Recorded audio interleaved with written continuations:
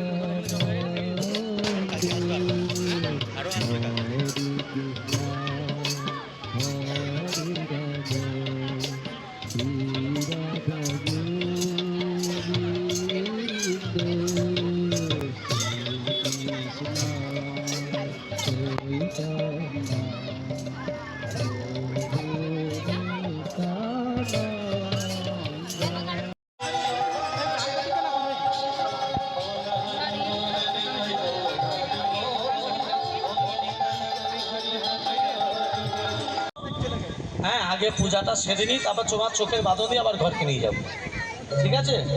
তাহলে তুমি একবার পুজো করতে বসো। বিদ্যাপতি বলছে তুই একবার পুজো করতে বস না, তারপর আমি পয়াকা। পয়াকা মানে পালিয়ে যাবে। কোথায় যাবে? রাজা ইন্দ্রদ্যুম্নের কাছে। হ্যাঁ, রাজাকে কি কথা বলেছিল? রাজাকে প্রতিশ্রুতি কি দিয়েছিল? নীলমাধবের সন্ধান পেলে মুখ দেখাবো, না হলে দেখাবো না। এবার বিশ্বাবস্তু নীলমাধবের পুজো করছে। কেমন করে দেখো, ওম সুরাস্তম বিসিঞ্চন্ত ব্রহ্মা বিষ্ণু মহেশ্বর আসদেব জগন্নাথ সংদর্শন প্রভু ত্রিদশ নিরদস্য ভাবন্ত বিজয়ারতি আকন্নন্নি ভগবান জৌনিতি আসরা বরুণ পবন শিব ধনক্ত তথা শিব কাঞ্চন শেষ ভীক পাল পঞ্চদস্যদা ইতিরতি দিমিদাবস্য সদ ক্ষমামতি বুদ্ধিলগ্ভবক্যান্তে শান্তি দুশ্চ সমাদর এতস্তম বিসিঞ্চন্ত ধর্ম। ওই বৃদ্ধ পান্ডা, যে বৃদ্ধ পান্ডা প্রাণ প্রতিষ্ঠা করছে, ওই বৃদ্ধ পান্ডা কোনো মন্ত্র বলবে না, বলবে আপনাদের দেহের মধ্যে রয়েছে যে প্রাণ, ওই প্রাণটা যেন আমার হাতে চলে আসে। কার কাছে প্রাণ নেবে? পুরনো যে জগন্নাথ বলরাম সুভদ্রা আছে তাদের কাছে প্রাণ নেবে, আর নতুন যে জগন্নাথ বলরাম সুভদ্রা তৈরি হলো তাদের বক্ষের সামনে স্পর্শ করে দেবে। হয়ে গেল প্রাণ প্রতিষ্ঠা। আর একটা আশ্চর্য কথা বলি, যে বৃদ্ধ পান্ডা প্রাণ প্রতিষ্ঠা করলো, ওই বৃদ্ধ পান্ডা 1 মাসের মধ্যে মারা যাবে। ওই বৃদ্ধ পান্ডা 1 মাসের মধ্যে মরে যাবে। শুনেছি জগন্নাথ তাকে শ্রীচরণে ঠাঁই দেয়। এই নিয়মটা কখন হয় বললাম মায়েরা? এই নিয়মটা যে বছর আষাঢ় মাস মল মাস এই নিয়মটা হয়। এবার দ্বিতীয় তত্ত্ব কথায় আছে। দ্বিতীয় তত্ত্বটা কি? কৃষ্ণের দেহটা কাঠ হলো কি করে, আর কাঠটা থেকে জগন্নাথ বলরাম সুভদ্রা হচ্ছে কি করে। আজ আমার গৌরাঙ্গ মহাপ্রভু জগন্নাথকে দর্শন করে বলে, জগন্নাথ তুমি তো কৃষ্ণ, তুমি জগন্নাথ হলে কি করে? আজকে সনাতন ধর্মের মানুষ বলতে লজ্জা করে, আমরা পয়লা জানুয়ারি অনেক আনন্দ করি, করি না? কিন্তু পয়লা বৈশাখ আনন্দ করতে আমরা ভুলে যাই। একটু আগে বললো 25শে ডিসেম্বর অনেক কিছু আনন্দ করি, কিন্তু মহাপ্রভুর জন্মদিন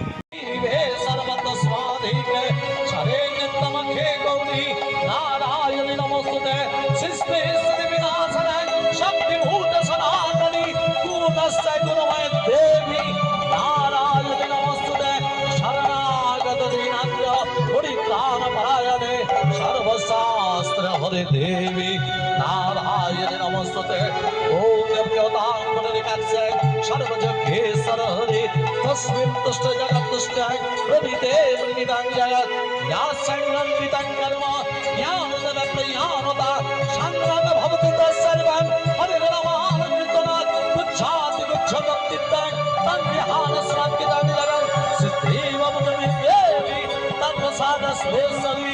ওম দেবতাঙ্গনিকাক্ষে সর্বযজ্ঞেশ্বর হরি তস্মিन् তুষ্ট জগৎতুষ্টায় প্রভৃতের নিদান জগৎ ইয়া সংগ্রামিতাং কর্ম জ্ঞানদা প্রয়ানতা সংগ্রাম ভবতি তৎসর্বং পরায় দেব বাঁকা নয়নে কাজল পরায় দেব বাঁকা নয়নে কাজল পরায় দেব বাঁকা নয়নে কাজল পরায় দেব বাঁকা নয়নে আগলা পেয়েছি তোমারি ভুবনে আজ হোলি আজ হোলি আজ হোলি খেলব সাথে তোমারি সাথে একা পেয়েছি তোমারি ভুবনে আজ হোলি খেলবো চান তোমারি জানে একা পেয়েছি তোমায় নিধুবনে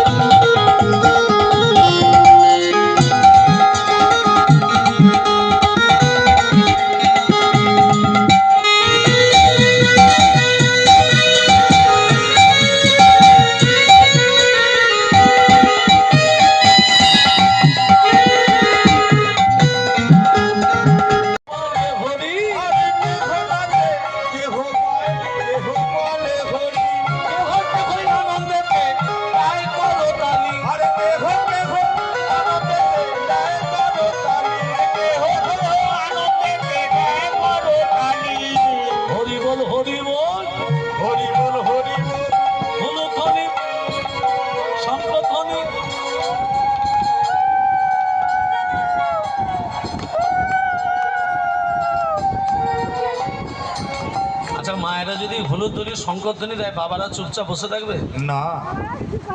আবার বাবারা কি করবে? ওগো বাবু তুলে হরে তুমি দেয় সর্বজন, বাহু তুলে হরি ধনি আর হরি বল হরি বল, আর হলুদ ধরে দাও সকল হরি বল হরি বল, আর শঙ্করধ্বনি দাও সকল হরি বল হরি বল। বিপদ ভঞ্জন সংকট তরণ মনে জনরঞ্জন মুরলী জাগো জাগো জাগো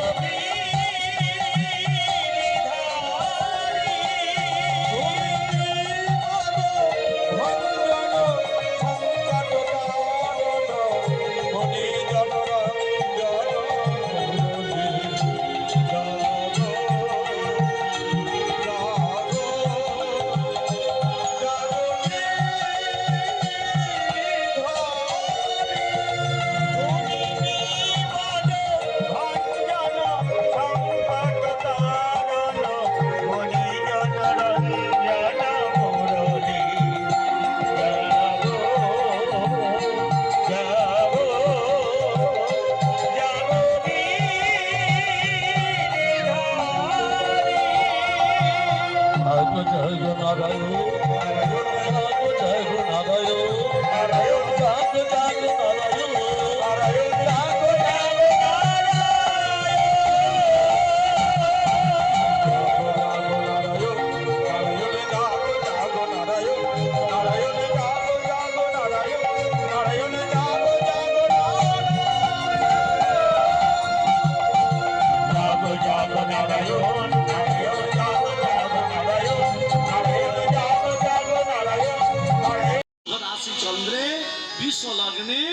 রবির হোনায়, বুধের দে কর্ণে, শুক্রের নাভাংশে, মঙ্গলের আধাংশে, বৃহস্পতিবার তৃতীয়াংশে কৃষ্ণের আবির্ভাব। তোর জন্ম হবে ব্যাধ বলে, তোর নাম হবে জরা ব্যাধ, তোর হাতে আমি লীলা অবসান করব। ভগবান শ্রীকৃষ্ণ বৃন্দাবন লীলা করে মথুরা, মথুরা থেকে দ্বারকায় প্রবাস যোগ লীলা হয়ে গেল। ভগবান শ্রীকৃষ্ণ কদম্বিকে ডালুকে পা দোলাচ্ছিলেন, আর এই পা দোলানো দেখে জরা ব্যাধ মনে করলো পাখি ডানা মিলেছে। কৃষ্ণের চরণটাকে পাখি মনে করে যেই তীর নিক্ষেপ করলো, ভগবানের দেহটা জলে পড়ে গেল। জলে ভাসতে ভাসতে দাপর যুগ শেষ, এসে গেল কলিযুগ। যখনই কলিযুগ এলো, ভগবান শ্রীকৃষ্ণের দেহটা কাঠ হয়ে গেল। কাঠটার গায়ে শঙ্খ চক্র গদা পদ্ম অঙ্কিত হলো। কাঠটার নাম হলো দারুণ ব্রহ্মকাষ্ঠ। কি বললাম? কৃষ্ণের দেহটা কাঠ হয়ে গেল, কাঠটার নাম দারুণ ব্রহ্মকাষ্ঠ। তোমারই আদেশে, তোমারই এক ভক্ত ওই কাঠ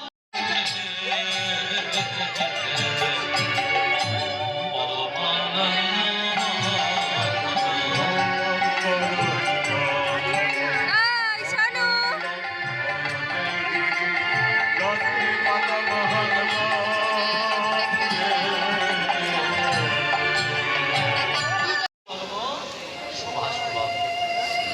অবশ্যই আমাদের